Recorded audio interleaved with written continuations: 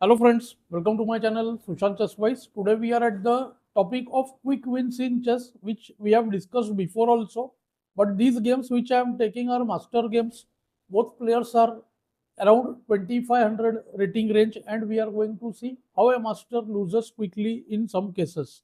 So there are several factors I have mentioned already, but most common ones are usually giving preference to positional factors too much, or going for some pawn grabbing which doesn't look dangerous at first. So without wasting much time, we will see what happens in the today's game. White goes d4, nf6, bg5, so called the Trompovsky attack. White wants to take on f6 at some point and play e4, for which he is ready to give up the bishop. Black has many choices. E6 will allow e4, so black generally does d5, or the Benoni players do c5 like in this game. White wants a better center, so he goes d5, more space in the center, and now black plays qb6. See, since the queenside bishop is played first, black eyes the b2 pawn and wants white to play b3. White plays nc3. This move, somewhat I would say, surprises the black player here, and black doesn't see any reason why he should not take the pawn on b2. See, he went qb2. See, black argues that he still has two developments here, okay, against white's 3 at this point, but the knight is hanging and white will have to waste move on this knight, right?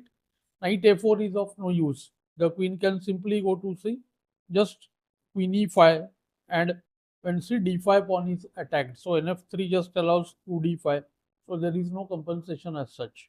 But all this is theory, so I think black must be knowing the move. White played the move bd2. Good move in this case.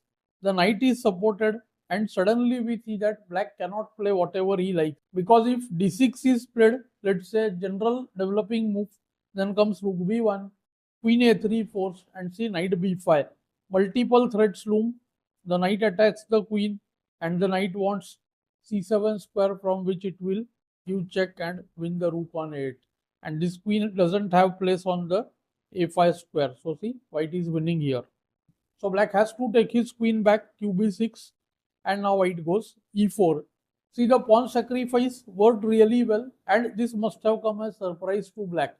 So black goes d6, white plays f4. Most obvious move against the pawn. White has c, very nice central control and the space provided by this pawn. So he must look to break the position with e5 at some point. Let's see. Black should have played the move nd7 here, stopping e5, nf3, again see white wants e5, and qc7. Somewhat protectively he should have played. But you can see black is very much cramped here, and then he must have not liked this. So he went with the obvious developing move g6. Generally this g6 move goes very well. Bishop wants to come to g7, castle, and then maybe bg4 followed by nd7. Black will be great if he gets all this. But the point is that white never gives black enough time.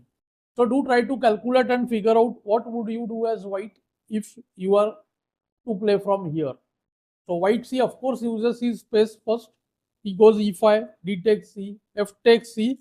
Another game went with the move nd7 outright over here. The continuation was very much same like the game. You can compare with the moves what happened in the game. Only DE FE was not done. So DE FE, knight D7, and this is the critical moment. White to play and what we would play. And of course, white went NF3, BG7, and another important juncture, black is about to castle. So if you have not calculated before, do try to figure out what you will do as white. See, white has two main candidate moves. One is e6, he wants to break the center, and other is the move d6. After d6, I think one of the major concern is the line e6 when knight d5 is stopped, because e takes d, knight d5, queen d8, bg5, queen a5, although playable for black, but I think here white looks quite good. So white rejects d6 mainly because of e6 perhaps, and e6 you can see has more control right now, because after e6 take queen e6 is checked. So many people reject the move e6 because of this. And there is the third candidate, very strong, rook b1, holding the move e6 and d6. and rook comes on time, forces the queen back to d8, and here white goes with the killer e6. Everything is set properly. White's development is too much. White doesn't want black to castle. That is the key ingredient of these kind of problems. The grandmaster didn't anticipate such a immediate downfall because see, it looks like castle will happen in one move. But see, after fe, I think what he missed was ng5. This is the strong move because instantly you see if castle, then ne6 wins on the spot. It's a totally winning position. And after nf6, I feel the move bb5 was missed by him because this comes as a surprise once again. Obvious move bd7 here loses to knight e6. The queen is attacked, the bishop hangs. This is the main trouble. The knight is heading to g7. After queen a5, see this knight can even move to a4, setting this queen in a very awkward position. The queen is getting trapped. So king f8 forced, and now you can make out white is almost winning. D takes c. If queen d4, many suggest this move. White would just play ne2, force the queen away from the diagonal to d5 and castle. White is of course clearly better. Black went a6.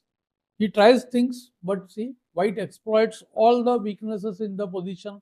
Right now you can note that the back rank is weak. King has no place. So the stunning move bishop e3, very simple one. Of course, you know, qd1, rd1 is instantly fatal because after ab, rook check, knight e8, whatever white wants he can do. Castle and rook c8 both are very, very strong. It's of course winning for white. Suppose qc7 here, another option, perhaps bit better, but I think this is also bad. Bishop just moves away. b5, bd5 attacks the rook, knight c6, castle, and see main problem is this king placing because after bb7, white has the stunning move knight e4, simple and effective. Doesn't have to do much. See, white wants to take on f6, double take here on f6, and then see bc5 check, it's crushing instantly, and then the e pawn will move as well. Or else other way around, first go bishop c5 and then sack twice on f6 because ef won't be possible, this pawn would be pinned. Black went queen a5 in the game, attacking the c3 knight. Of course, by now you must have realized it's too late. White just castles. White ignores things. Queen c3, of course, you must have noted is outright blunder. Queen check, and it's see mate. Knight is pinned on f6. So the knight cannot go to e8. And black played h6, trying to make place with kg8 and trying to move this knight away. But white saw that g6 is falling apart. It's a new weakness. Pawn moves.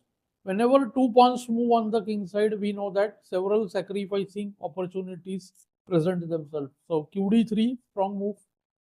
If hg, you must have noted by now, qg6 is game over. On the spot, no defense to queen e, queen f7 mate. So kg8, queen takes g6, black tries the only move, bishop e6. Because there is nothing else to queen f7 mate. Knight takes e6, rook h7, and white plays the very simple rook takes f6. It's time to resign basically. If e takes f, then queen check, bf8, queen f8 mates. Black plays the only move nd7, and white just grabs the knight with bd7. Basically, he resigned here after bd7. I would show you why. After ef, knight g7, rook g7, bishop check. If king f8, then I think simplest is bh6, queen f6 wins as well. Queen f6 is also very strong. To king h8, of course, queen check, rook h7 forced, queen check, rook g7 forced. And now see, both I like bh6 winning, and also I like rook b7 even stronger, because if rook g8, then queen h6 mate on h7 follows. So you saw couple of mistakes by black, and he never got the time to recover. So these things, grabbing of pawn, falling behind in development, and handing over the initiative, these things go hand in hand. I hope you must have learned something instructive and useful in this lesson. Definitely let me know in the comments below. Thanks for your time.